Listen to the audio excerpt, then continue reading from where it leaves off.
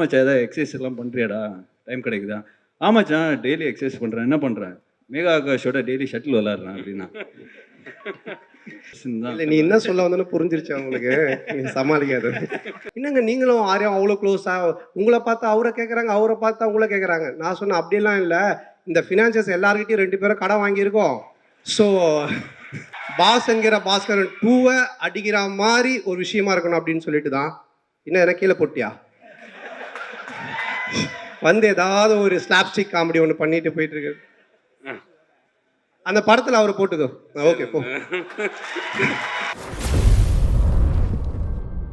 அடுத்ததா இன்னைக்கு வந்து நிறைய ஹீரோக்கள் ஒன்னா நடிச்சா அது ஒரு பெரிய விஷயமா பேசப்படுது. எல்லாரும் பரவாயில்ல ஈகோ இல்லாம நடிக்கிறாங்கன்னா அதை ஸ்டார்ட் பண்ணி வச்சவர் எந்த விஷயமும் அப்படி தலையில ஏத்திக்காத ஒரு ஹம்பிள் ஹீரோ இன் தமிழ் சினிமா இண்டஸ்ட்ரி அப்படின்னா நிச்சயமா இவர் தான் சொல்லணும்.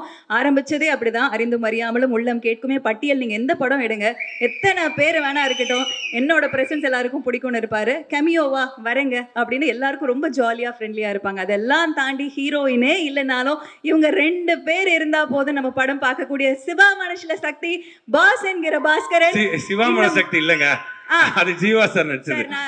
ஆமா சார், இல்ல உங்களை ஞாபகம் வச்சுக்கிட்டேன் சார் நானு. சாரி. சந்தானம் சார் இருக்கக்கூடிய ஒரு அழகான படங்கள் ஆகட்டும், அண்ட் ஆர்யா அவர்கள் நடித்த எந்த படம் எடுத்துக்கிட்டாலும் சரி, பாஸ் என்கிற பாஸ்கரன் உட்பட நிறைய படங்கள், அது எல்லாத்திலுமே நடிச்சிருந்தாலும் ஃப்ரெண்டுக்காக என்னைக்குமே அவர் இந்த ஸ்டேஜ்ல இருந்திருக்காரு அப்படிங்கிறதுல மாற்று கருத்துல. Most humblest hero in the Kollywood industry Arya அவர்களை அன்புடன் மேடைக்கு அழைக்கிறேன்.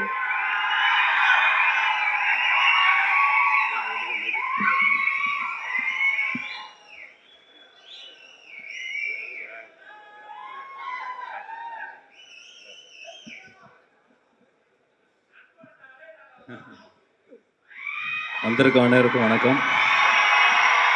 ஸ்பெஷலாக சந்தானம் சார் ஃபேன்ஸுக்கு வணக்கம். ஏன்னா உங்களை பற்றி நான் சொல்லிடுறேன். ஏன்னா உண்மையிலேயே வந்து அவர் உங்களை ரொம்ப நேசிக்கிறாரு, ரொம்ப நிறைய மரியாதை வச்சுருக்காரு. ஏன்னா வந்து என்கிட்ட சொல்லுவார், நல்ல படம் பண்ணால் மச்சான் ஃபேன்ஸ் செம்மையாக என்ஜாய் பண்ணுறாங்க, கேவலமான படம் பண்ண மச்சான் ரொம்ப திட்டுறாங்க மச்சான். ரொம்ப ஜெனுவனாக இருக்கீங்க, அதுக்கு வந்து பெரிய தேங்க்ஸ் சொல்லணும் ஆக்சுவலாக. ஏன்னா எனக்கு ஒரு சின்ன ஒரு இன்சிடென்ட், ஃபேன் இன்சிடென்ட், பாஸ்ங்கிற பாஸ்கரன் படம் பண்ணும்போது ஆக்சுவலாக எனக்கும் சந்தானத்துக்கும் ஒரே கேரவன் தான். ஸோ நான் உட்காந்துட்டு இருந்தேன், உங்கள் கேரவனுக்குள்ளே போகும்போது ஒருத்தர் உட்காந்துருந்தாரு. சரி அப்படி பார்த்து யார் பண்ணி, இல்லை சந்தானம் சார் பார்க்க வந்தேன் அப்படின்னு. ஓகே பாஸ் இப்போ வந்துடுவார், உட்காருங்க. சந்தானம் சார் உள்ளாங்க. யார் பண்ணி சார், நான் உங்கள் ஃபேன் சார் அப்படின்றாரு. ஃபேன் நான் வந்து சந்தானம் தான் பார்க்குறேன். என்னடா ஃபேனை கூப்பிட்டு உள்ளே உட்கார வச்சுருக்கேன், யாருமே இல்லை அந்த டைமில். அப்புறம் அதுவும் இல்லை, அதுக்கப்புறம் சந்தானம் சாரை பார்த்துட்டு, சந்தானம் ஒரு காமெடி ஒன்று பண்ணுங்க அப்படின்னாரு. சந்தானம் வந்து, டேய் படத்தில் தான் காமெடி பண்ண முடியும், நீ நான் சொல்லும் போதெல்லாம் நான் உன்னால் காமெடி பண்ண முடியாது போடான்னு சொல்லிட்டு. ஸோ அந்த அளவுக்கு ஒரு ஒரு ஒரு ஃப்ரீடமும் சரி, அந்த அளவுக்கு ஒரு அஃபெக்ஷன் அவர் கொடுத்துருந்தார். அதுதான் நான் சொல்ல வந்தேன். அண்ட் கண்டிப்பாக வடகுப்பட்டி ராமசாமி மிகப்பெரிய சக்ஸஸ் ஆகும்னு நம்பிக்கை இருக்கு. ஏன்னா நிறைய பேர் இந்த படத்தை பார்த்துட்டு அவங்களோட ரிவ்யூஸ், நிறைய டைரக்டர்ஸ் படம் பார்த்தீங்க. அவர் யூஸ்வலாக வந்து ஒரு படம் பார்த்தா யாருக்குமே காட்ட மாட்டாங்க. பட் கார்த்திக் யோகி வந்து I think is a very confident டைரக்டர்னு சொல்லுவேன். தட்ஸ் வை இஸ் ரொம்ப ஓப்பனாக நிறைய சஜஷன்ஸாக இருக்கட்டும். என்கிட்டே வந்து மச்சான் படம் பாருன்னு சொல்லிட்டு 2 மாதமாக சொல்லிட்டு இருக்காரு. பட் சரி, இன்னொரு ப்ரொடக்ஷன் ஹவுஸ் படம் பார்க்கக்கூடாதுன்னு சொல்லியிருந்து நான் ரிலீஸ் அன்னைக்கு பார்க்குறேன்னு சொல்லியிருக்கேன். ஸோ கண்டிப்பாக டிக்லோனா வந்து இதே தியேட்டரில் தான் வந்து அந்த ப்ரிவியூ ஷோ இருந்தது. உண்மையிலேயே பயங்கரமாக என்ஜாய் பண்ணேன். ஸோ கண்டிப்பாக இந்த படம் ஒரு மிகப்பெரிய சக்ஸஸ் ஆகுன்ற ஒரு நம்பிக்கை இருக்குது.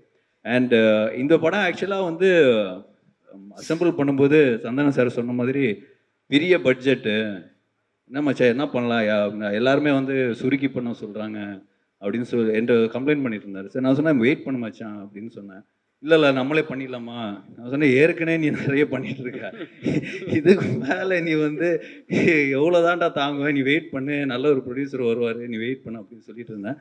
பட் லக்கிலி இந்த ப்ராஜெக்ட்டுக்கு Vishwaprasad sir, people media factory வந்து இட்ஸ் பிளெஸ்ஸிங் தான் சொல்லுவேன். ஏன்னா அவர் வந்து மிகப்பெரிய படங்கள் வந்து தெலுங்கில் பண்ணியிருக்காரு. அதுக்கு முன்னாடியே வந்து நிறைய படங்கள் வந்து இப்போ டிஸ்ட்ரிபியூஷன் யூஎஸில் இருக்கு. என்னோட படங்களே நிறைய யூஎஸில் டிஸ்ட்ரிபியூஷன்ஸ் பண்ணியிருக்காரு. அது தாண்டி கதையை நம்பி அந்த ப்ராஜெக்டை நம்பி எடுக்கிற ஒரு ப்ரொடியூசர் தான் சொல்லுவான். So thank you sir, thank you for coming to Tamil industry. We need producers like you. அது உண்மை. அது இல்லாமல் அவரோட சக்ஸஸ் ரேட் நீங்கள் தெலுங்கில் பார்த்தீங்கன்னா மிகப்பெரிய very high success rate. So அதுதான் அவரோட கான்ஃபிடென்ஸ் நான் சொல்லுவேன். So thank you once again sir. இந்த படம் உங்களுக்கு ஒரு பெரிய ஒரு ஹிட் ஆகும்னு நம்பிக்கை இருக்குது. All the best sir. And வேற யாரை பற்றி சொல்லலாம்? இல்லை சொல்லிட்டாரு. ஆக்சுவலாக ஆர்யா சார் பற்றி ஒரே விஷயம் சொல்லிக்கிறேன். இந்த படத்துக்கு வந்து ஆக்சுவலாக ஆர்டிஸ்ட் ஹீரோயின் வந்து தேடி கொடுத்து ஆர்யா சார் தான். ஃபஸ்ட்டு நான் ஹீரோயின் தேடும் போது கிட்டத்தட்ட ஒரு 20 ஹீரோயின் லிஸ்ட்டு மச்சான், இது ஓகேவான்னு பாரு, இது ஓகேவான்னு பாரு. காதர் பாஷா ஷூட்டிங்கில் இருந்தால் எனக்கு ஃபோன் பண்ணி அவங்க சித்தி நானே கூட கேட்டாங்க. டேட்ஸ் மிஸ் ஆச்சு. பயங்கர சீரியஸாக ஃபாலோ பண்ணி டேட்ஸ் எல்லாருமே ஃபோட்டோஸ்லாம் அனுப்பி இவங்க ஓகேவான்னு கேளுனாங்க. அண்ட் ஃபைனலாக வந்து இவரோட அடுத்த படத்தோட டைரக்டர் மனு ஆனந்த் அவர் தான் வந்து மேகா ஆகாஷை உள்ளே கொண்டு வந்தது. So thanks a lot for that. ஆனால் இன்னைக்கு வரைக்கும் அன்னிலேருந்து இன்றைக்கி வரைக்கும் டெய்லி கால் பண்ணி சென்சார் என்னாச்சு, ஆர்ஆர் எப்படி போயிட்டுருக்கு, எப்போ ரிலீஸ், எல்லா வகையிலும் சப்போர்ட் பண்ணி ஃபஸ்ட்டு கால். நான் வந்து எதுவுமே சொல்ல தேவையில்ல. அந்த எப்படி இன்ஃப்ளூயன்சர்ஸ்க்கு வந்து நம்ம ட்வீட் வந்து ஃபார்வர்ட் பண்ணோம், அது மாதிரி ஜஸ்ட்டு ஃபார்வர்ட் பண்ணோம். ஓகே மச்சான் நான் போட்டுறேன் அப்படின்னு. Sir special thanks sir, special thanks a lot. Santa fans எல்லாம் சேர்ந்து ஆர்யா சாருக்கு ஒரு பயங்கர கிளாப்ஸ் பண்ணுவோம். பயங்கர சப்போர்ட். சாண்டா வந்து என்னோட ஸ்பெஷல் ஃப்ரெண்டு, ஸ்பெஷல் பர்சன். எப்போ என்னோட ஃபேவரட் பர்சன் தான் சொல்லுவேன். நம்ம சூப்பர் ஸ்டார் போடாமல் விட்டுருக்குறேன். இருக்கிற பிரச்சனை பார்த்தாதான்.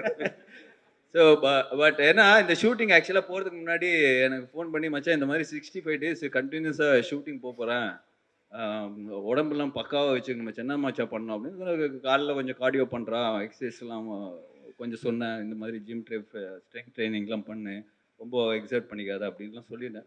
சரி, அப்புறம் அவர் பொள்ளாச்சி போனோடனே ரொம்ப நாள் ஆச்சே பேசி பார்ப்போம், எதாவது எக்ஸசைஸ் பண்ணுறான்னு கால் பண்ணி கேட்டேன். என்ன மச்சான் எதாவது எக்ஸசைஸ் எல்லாம் பண்ணுறியாடா, டைம் கிடைக்குதா?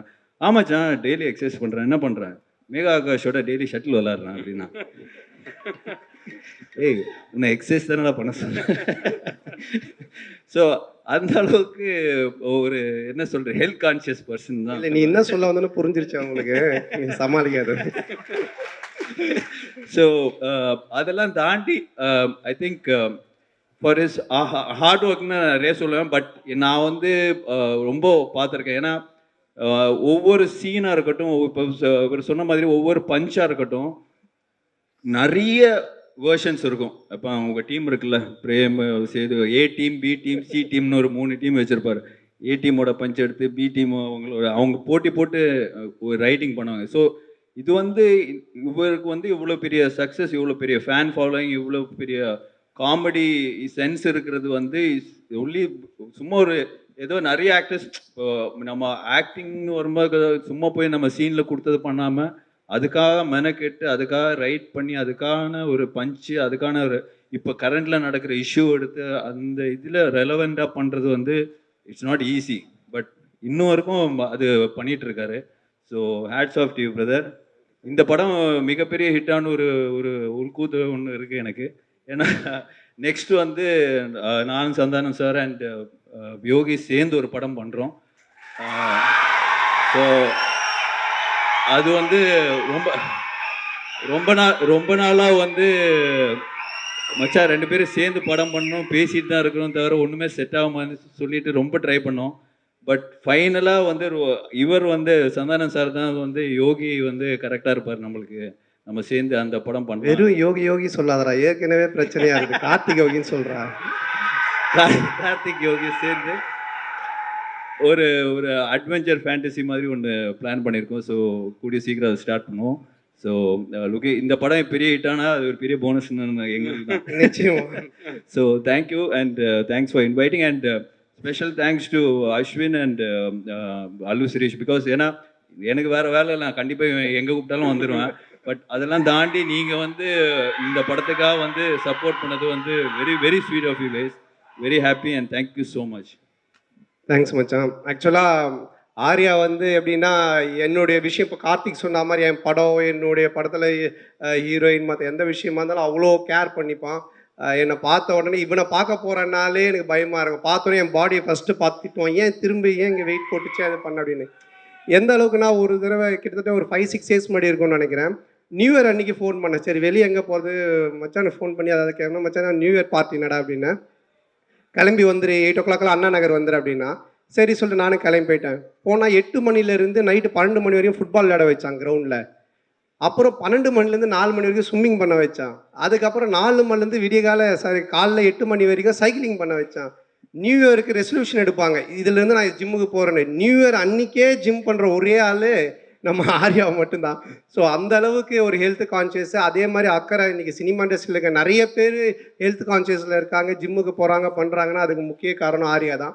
அதே மாதிரி இந்தியன் சினிமாவில் எடுத்துக்கிட்டிங்கன்னா நிறைய பேர், நிறைய ஹீரோஸ் உடம்பேற்றுறாங்க, கட்ஸ் எல்லாம் காட்டுறாங்க. ஆனால் உண்மையிலேயே மச்சான் அடிச்சிக்கவே முடியாது. உடம்புன்னா செதுக்கிறதுல டைரக்டர் சொல்லிட்டாருன்னா அந்த அளவுக்கு டெடிகேஷன். ஆக்சுவலாக ஆர்யா வந்து எந்த ஃபினான்ஷியரை போய் பார்த்தாலும் ஃபஸ்ட்டு அவங்க வந்து என்ன தான் கேட்பாங்க, எப்படி இருக்காரு உங்கள் ஃப்ரெண்டு சந்தான் அப்படின்னுவாங்க. நான் போய் எந்த ஃபினான்ஷியரை பார்த்தாலும் ஃபஸ்ட்டு அவங்க என்கிட்ட கேட்கறது உங்கள் ஃப்ரெண்டு ஆர்யா எப்படி இருக்காங்கன்னு. இது நிறைய பேர் என்கிட்ட கேட்டாங்க, என்னங்க நீங்களும் ஆர்யா அவ்வளோ க்ளோஸாக, உங்களை பார்த்தா அவரை கேட்குறாங்க, அவரை பார்த்தா உங்களை கேட்குறாங்க. நான் சொன்னேன் அப்படிலாம் இல்லை, இந்த ஃபினான்ஷியர்ஸ் எல்லாருக்கிட்டையும் 2 பேரும் கடன் வாங்கியிருக்கோம். ஸோ இவனை பார்க்கும்போது அவன் நல்லா இருக்கானா படம் பண்ணுறானா அப்படின்னு கேட்பாங்க. என்னை பார்க்கும்போது அவன் நல்லா இருக்கானா படம் பண்ணுறானா சொல்லி கேட்பாங்க அப்படின்னு. அப்போ ஆர்யா தான் சொன்னான், மச்சான் இனி வேலைக்கு ஆகுது இந்த ஃபினான்சியர்ஸ் இதெல்லாம் நம்ம ஒன்று பண்ணலாம் அப்படின்னு கொஞ்ச நாளைக்கு முன்னாடி சொன்னால், மச்சான் ஒரு தங்கம் முட்டைற வாத்து ஒன்று நான் பிடிச்சிருக்கேன், நம்ம வந்து அந்த வாத்தை வச்சு படம் பண்ணலாம் அப்படின்னா. சரி மச்சான்னு எல்லாம் பேசி முடிச்சிட்டோம். அப்போ நான் சொன்னேன், மச்சான் எப்போ மச்சான் அந்த முட்டை போடும் அந்த வாத்துன்னு பின்னாடி பார்த்துக்கிட்டே இருக்கலாம் மச்சான். நானும் அவனும் அந்த வாத்துக்கு பின்னாடி கை வச்சு பார்த்துக்கினே இருக்கிறோம். கொஞ்ச நேரம் கழித்து எங்களுக்கு பின்னாடி பிளட் வந்துன்னு இருக்கு. அப்புறம் தான் நான் சொன்னேன், மச்சான் அந்த வாத்து நம்மகிட்டேருந்து முட்டையை எடுத்துன்னு இருக்குது மச்சான் அப்படின்னு. ஆமாண்டா இது தெரியாம. ஸோ இப்போ நிறைய பேருக்கு ஒரு கண்டென்ட் கிடச்சிரும், யார் அந்த வாத்துன்னு ஒரு தம்ப்நெயில், அது நீங்களே கண்டுபிடிச்சிக்கிங்க. ஸோ அந்த மாதிரி இது பண்ணிவிட்டு இப்போது அதான் சொன்ன, மச்சான் போதும் ஃபினான்ஸ் வாங்கினது, நீ இந்த மாதிரி எடுத்ததை வட்டி கட்டுறது கரெக்டாக இருக்குது அப்படின்னு சொல்லிட்டு இப்போது டிடி ரிட்டர்ன்ஸ் 2 பண்ணுறோம். ஆனந்த், பிரேம் ஆனந்தோட மச்சான் தான் பண்ணுறான் அந்த படத்தை. ஸோ அந்த படத்தை எவ்வளோ செலவானாலும் என்ன பட்ஜெட்னாலும் கவலைப்படாத, நான் பார்த்துக்கிறேன், நீ ஜாலியாக போய் செம்ம கலாச்சலாம் நடின்னு சொன்னான். ஸோ அது எனக்கு ஒரு பெரிய சந்தோஷத்தை கொடுத்தது. அதுக்கப்புறமா என்கிட்ட சொன்ன, மச்சான் நீ இதெல்லாம் விட்டு ஒரு ஜாலியாக கலாச்சலாம் ஒன்று பண்ணுறா அப்படின்னா அது உங்க கூட காம்போவில் பண்ணதாண்டா செட் ஆகணும். அப்போ நாங்கள் டேரக்டர் தேடிட்டே இருந்தோம். அப்போ கார்த்திக் யோகிட்ட பேசிகிட்டு இருந்தேன். இந்த படம் பண்ணும்போது ஃபுல்லாக இதை பற்றி டிஸ்கஸ் பண்ணுவேன். என்ன ஆரையா வச்சு ஒன்று யோசி, ஒன்று பேசலாம், ஒன்று பண்ணலாம். நாங்கள் பேசி ஒரு ஐடியா, செம்ம ஐடியா கிடச்சிருக்கு. ஸோ கார்த்திகோட டைரக்ஷனில் 2 பேரும் சேர்ந்து ஒரு படம் பண்ணுறோம். அது உங்களுக்கு செம்ம ட்ரீட்டாக இருக்கும். ஏன்னா பாஸ்ங்கிற பாஸ்கரன் 2 அடிக்கிற மாதிரி ஒரு விஷயமா இருக்கணும் அப்படின்னு சொல்லிட்டு தான். இன்னும் என்ன கீழே போட்டியா வந்து ஏதாவது ஒரு ஸ்லாப்ஸ்டிக் காமெடி ஒன்று பண்ணிட்டு போயிட்டு இருக்கு. அந்த படத்தில் அவரை போட்டுக்கோ. ஓகே போ. ஸோ டெஃபினட்டாக உங்களுக்கு அந்த பாஸ்ங்கிற பாஸ்கரன் அந்த காம்போவை அடிக்கிற மாதிரி ஒரு செம்ம கலாச்சாரான படமாக இருக்கும். ஸோ இது எல்லாத்துக்கும் காரணம் என் நண்பன், உயிர் நண்பன் ஆர்யா தான். எப்போ எங்கள் 2 பேருக்குள்ளே இருக்கிற ஒத்துமையை விட எங்களுக்குள்ளே இருக்கிற ஒரு இது பார்த்தீங்கன்னா, எப்போ நான் ஃபோன் பண்ணி எதை சொன்னாலுமே, மச்சான் இந்த படம் ஹிட் ஆகணும், இது பண்ணணும், உடனே இன்ஷா அல்லான்னுவான். 5 முறை தொழுதுவான், அல்லான்னு அல்லா மேலே இதுவாக இருப்பான். நான் இந்த சைடு சிவான்னு சொல்லிட்டு இருப்பேன். ஆனால் அவனோட சேர்ந்து நான் மாஸ்க்கு போயிருக்கேன், என் கூட சேர்ந்து அவன் கோயிலுக்கு வந்திருக்கான். நாங்கள் 2 பேரும் அவ்வளோ ஒத்துமையாக இருக்கோம். நாட் ஓன்லி சினிமா கிடையாது, அது மீறி தாண்டி எல்லாத்துலேயுமே. ஸோ அது எங்களுக்கு இறைவன் கொடுத்த ஒரு வாரம் தான் நினைக்கணும். ஸோ ரொம்ப தேங்க்ஸ் மச்சான். நீ இன்றைக்கி வந்து ரொம்ப நேரமாக இங்கே உட்காந்துருக்கேன், நான் பக்கத்தில் கூட உட்காரல, நான் இங்கே வந்துட்டேன். ஸோ தேங்க்ஸ் மச்சான். தேங்க்யூ, லவ் யூ மச்சான். Thanks bro, thanks a lot. Thank you. நாங்களாம் ரொம்ப ஆவலாக காத்துட்ருக்கோம். தேங்க்யூ ஸோ மச் ஆர்யா அவர்களுக்கு.